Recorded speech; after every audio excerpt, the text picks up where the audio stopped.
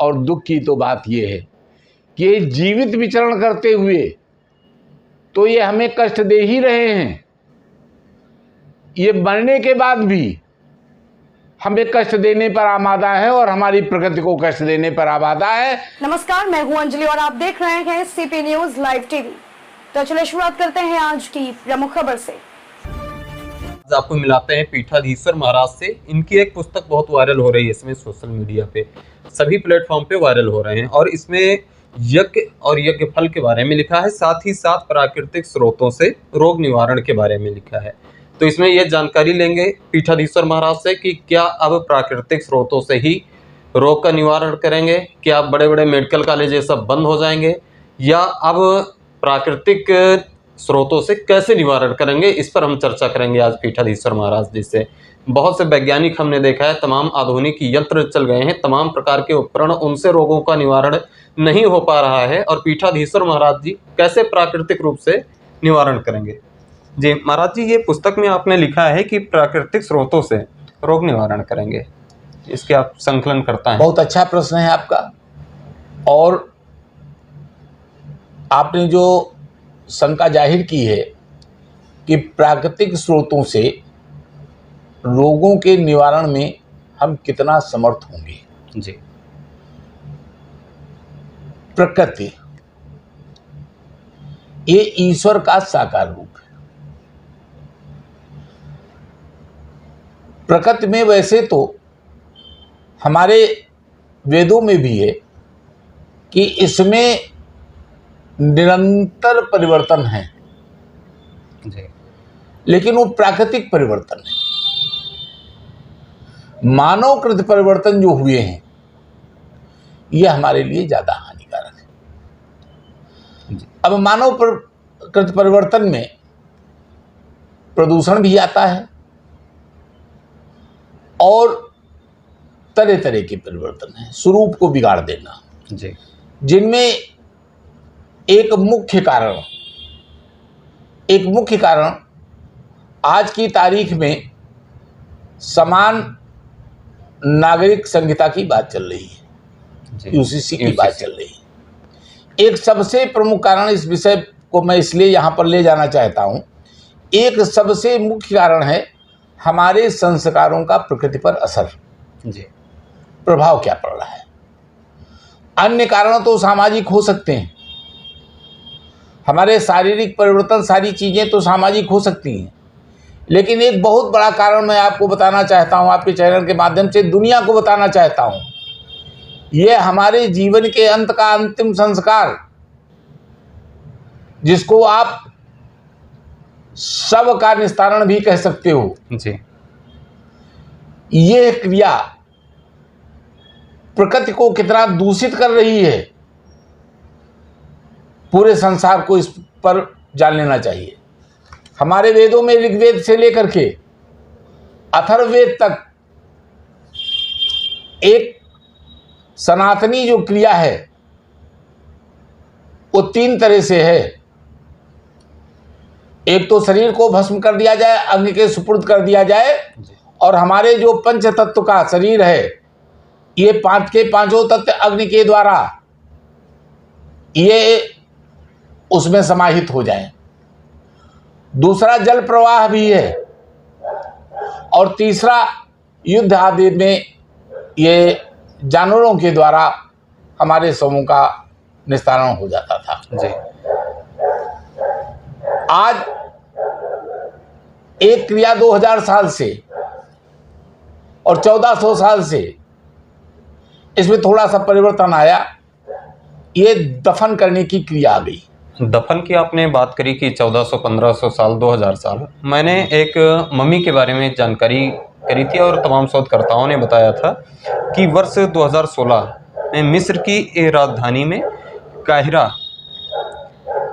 एक सक्कारा पड़ता है, वहाँ पे 42 फीट की गहरे कुएं में एक मम्मी मिली थी और उसमें लगभग 31 बर्तन मिले थे जो सन 664 और 525 ईस्वी के थे। तो ये तो बहुत पुराने मम्मी पाए जा रहे हैं वहाँ पे, इस पे क्या कहना चाहेंगे आप? देखिए, ईस्वी और ईसा पूर्व में अंतर है। जी, हमने 2000 साल पहले कह दिया जी तो ये उसके बाद की बात कर रहे हो। फिर भी मैं आपको आपकी शंका का समाधान करता हूँ। हमारे यहाँ ऋग्वेद में पर्वतस्य गर्भा, पर्वत भी गर्भ में है। हमारी प्रकृति में दो परिवर्तन है, एक तो प्राकृतिक परिवर्तन है। जी जी प्राकृतिक परिवर्तन है, समुद्र कहीं पर गहरा था तो उथला हो गया और उथला था तो गहरा हो गया। जी तमाम देश समुद्र में समाहित हुए हैं। तो ये जो ममीज की बात आप कर रहे हो, जी ये हालांकि ईसा के बाद की है, ईसा पूर्व की नहीं है, लेकिन फिर भी ये प्राकृतिक परिवर्तन का कारण ही हो सकती हैं, क्योंकि ममीज की जो कंकाल है उसके ऊपर जेवरात भी पाए गए हैं और दफन प्रक्रिया में जेवर सहित दफनाने की प्रक्रिया नहीं होती है। अब मैं आपको बताना चाह रहा था, जो जहाँ पर मैं आपको ले जाना चाहता हूँ, ये प्रकृति में जो परिवर्तन हो रहा है जी ये क्यों हो रहा है? ये जो दफनाने की प्रक्रिया है और जो जलाने की प्रक्रिया है या जो जल प्रवाह की प्रक्रिया है, इसमें अंतर क्या है? वैसे तो सबसे शुद्ध जल प्रवाह है जी और जल प्रवाह की प्रथा भी हमारी सनातनी प्रथा है। जी राजा सगर के 1000 पुत्र, उनका शवों का अंतिम संस्कार यानी उनको सदगत, उनके मोक्ष के लिए जी माँ गंगा का अवतरण और गंगा का उनको अपने साथ ले जाना, ये बताता है कि हमारा जल प्रवाह की प्रक्रिया भी प्राचीनतम है। महाभारत काल में समर युद्ध में गांधारी जब विलाप करती है अपने पुत्रों के लिए, तो भगवान श्री कृष्ण भीष्म के द्वारा उनको गंगा में तैरता हुआ दिखाते हैं, जल क्रीड़ा करते हुए। इसका तात्पर्य ये निकला कि उस समय भी जल प्रवाह था, युद्ध क्षेत्र से उनके पुत्रों को गंगा में प्रवाहित किया गया होगा। और ये सबसे इस प्राकृतिक पर्यावरण को दूषित होने से बचाने के लिए सबसे अच्छी क्रिया है। अभी कोरोना में एक प्रश्न उठा था, जब गंगा में शव डाले गए थे तो हमारे योगी जी ने कहा था कि ये प्रक्रिया नई नहीं है, ये पुरानी प्रक्रिया है। जल प्रवाह होता है, ये सैद्धांतिक रूप से सनातनी आधार है, लेकिन हमारे वेदानुकूल शव को भस्म कर देना चाहिए, ताकि ये जो हमारे पंच तत्व हैं ये जहाँ से आए उनमें समाहित हो जाए, उनमें मिल जाए, वायु में मिल जाए, अग्नि तेज अग्नि में मिल जाए, जल में मिल जाए, पृथ्वी में मिल जाए, आकाश में चली जाए। ये पांचों तत्वों में मिल जाने चाहिए। मृत देह को इस तरह से भी नष्ट करना चाहिए। युद्ध भूमि में इसको जानवर भी इनका भक्षण कर लेते थे, लेकिन ये जो दफनाने की प्रक्रिया है ये कैसे गलत है, इसको थोड़ा सा मैं आपको वैज्ञानिक आधार पर, क्योंकि आज के युग में हमारे मोहन भागवत जी ने भी कहा था कि जिसका वैज्ञानिक आधार न हो उस बात को नहीं मानना चाहिए। सही है। आज की तारीख में ये जो शव हमारे जलाए जा रहे हैं, इनसे कार्बन डाइऑक्साइड निकलती है। कितनी कार्बन डाइऑक्साइड निकलती है? ये 500 पाउंड 226.796 किलोग्राम ये कार्बन डाइऑक्साइड एक शव को जलाने से निकलती है। अगर इनका कैलकुलेशन वैश्विक स्तर पर किया जाए, जो किया जा चुका है जी, आपको ये तमाम जगहों पर नेट पर भी आपको मिल जाएगा, तो ये वैश्विक वातावरण में 96.96 पॉइंट है, 0.96। ये प्रदूषण बहुत ज़्यादा नहीं है। और अगर आज जो वैज्ञानिक युग में विद्युत से जो दाह होता है, इसमें आधा हो जाता है, 28.28% रह जाता है, जो नाम मात्र है। और इस शव को दाह करने के बाद जो इसकी अवशेष हैं, ये खेत आदमी छिड़क दिए जाते हैं, खाद का भी काम करता है। लेकिन दफन करने की क्रिया कितनी हानिकारक है। 100 या जो कुछ भी है, ये सौदागर 100 जो हो रहे हैं, जी जी। इनसे क्या आपका निकल रहा है, ये फार्मल डिहाइड नाम की एक गैस बनती है और ये जल में भी मिलती है। इससे फार्मिक एसिड और कार्बन मोनोडाइऑक्साइड भी बनती है। ये दफन की क्रिया जहाँ पर हमारी भूमि को कम कर रही है, सिकोड़ रही है।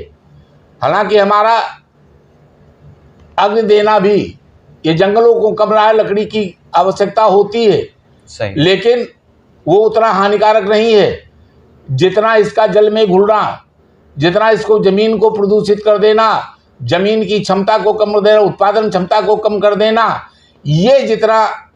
ये जितनी हानिकारक है, परसेंटेज में थोड़ा कम हो सकती है, लेकिन ये जितनी हानिकारक है उतना हानिकारक अग्नि देना नहीं है। इसीलिए आज इंग्लैंड से लेकर के तमाम पादरी इस बात को कह रहे हैं कि हमें विद्युत तापगृह से हमारा संस्कार कर दिया जाए।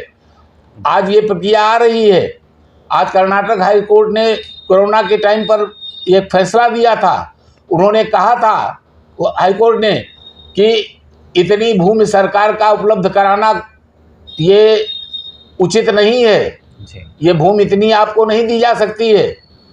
तो आज माननीय मोदी जी जब कॉमन सिविल कोड लागू करना चाहते हैं तो सबसे पहले प्रकृति का संरक्षण करें। सबसे पहले हमारी प्रकृति जो नष्ट हो रही है, ईश्वर का स्वरूप नष्ट हो रहा है, जिससे हम उपकृत हो रहे हैं, जिससे हमारा जीवन है। ये अन्य सुधार तो सामाजिक सुधार हैं। जनसंख्या सामाजिक सुधार हो सकती है, 3 तलाक सामाजिक सुधार हो सकता है, अन्य कानून सामाजिक सुधार में आ सकते हैं। लेकिन हमें अगर प्रकृति ही हमारी नहीं रहेगी, हमारा ईश्वर ही नहीं रहेगा, तो हमारा जीवन कहाँ से रहेगा। हम जो जल से उपचार करना चाहते हैं, किस जल से उपचार करेंगे? जल तो तुम प्रदूषित किए जा रहे हो, जमीन तुम हमारे लायक नहीं रख रहे हो, इससे उत्पन्न भोजन हमारे शरीर में जहर पैदा कर रहा है। तो जाहिर सी बात है कि सबसे पहले इस पर ध्यान दिया जाना चाहिए। और समान नागरिक संहिता के अंतर्गत सबसे पहले विश्व के अंदर, अगर विश्व के अंदर नहीं हो सकता है तो कम से कम भारत के अंदर दफनाने पर, शव दफनाने पर रोक लगा देनी चाहिए और तत्काल प्रभाव से रोक लगा देनी चाहिए, ताकि ये प्रदूषण हमारे लिए घातक जहर का काम न कर जाए। ये हमारी पहली मांग होगी। आप दफनाने को कैसे रोक सकते हैं? ये तो परंपरा में है, सदियों से चली आ रही है, लोग दफनाते हैं। देखिए, अच्छी बात को सबको स्वीकार कर लेना चाहिए। मैं इसको वैज्ञानिक आधार पर ही बता दूं, शव जो दफनाया जाता है, ये 15 साल लगते हैं इसको गलने में जी, और हड्डियां तो गलती ही नहीं है।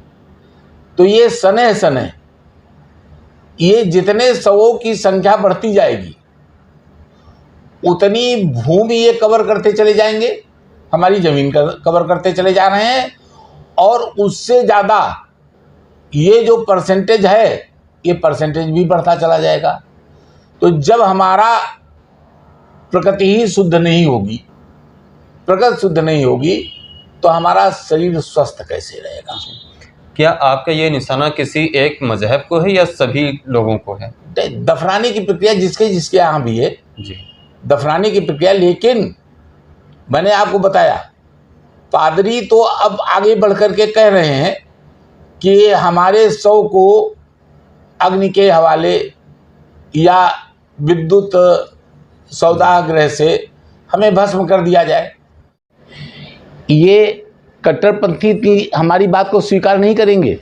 अरे तुम्हें तो जीव जंतुओं से सीखना चाहिए। चूहा, सांप, नेवला, छछूदर, ये जीव जंतु भी जब मरना होता है तो ये जमीन पर आ जाते हैं, ये अपने बिल में नहीं मरते। इनको भी मालूम है कि दफन होना इस पृथ्वी के लिए कितना हानिकारक है। और दुख की तो बात ये है कि जीवित विचरण करते हुए तो ये हमें कष्ट दे ही रहे हैं, ये मरने के बाद भी हमें कष्ट देने पर आमादा है और हमारी प्रकृति को कष्ट देने पर आमादा है। इसलिए मैं इन्हें ईश्वर से, इनके ही अल्लाह से मैं ये प्रार्थना करना चाहूँगा कि इस प्रकृति की सुरक्षा के लिए, जिस पर आप भी दावा करते हो कि ये सब कुछ मेरा बनाया हुआ है, इसकी सुरक्षा के लिए आप इनको सद्बुद्धि दे दीजिए कि ये अपने शवों को दफन करना बंद कर दें। खबरों में अब तक के लिए बस इतना ही। मिलते हैं फिर ऐसी ही बड़ी खबर के साथ। तब तक के लिए नमस्कार और देखते रहिए सीपी न्यूज लाइव टीवी।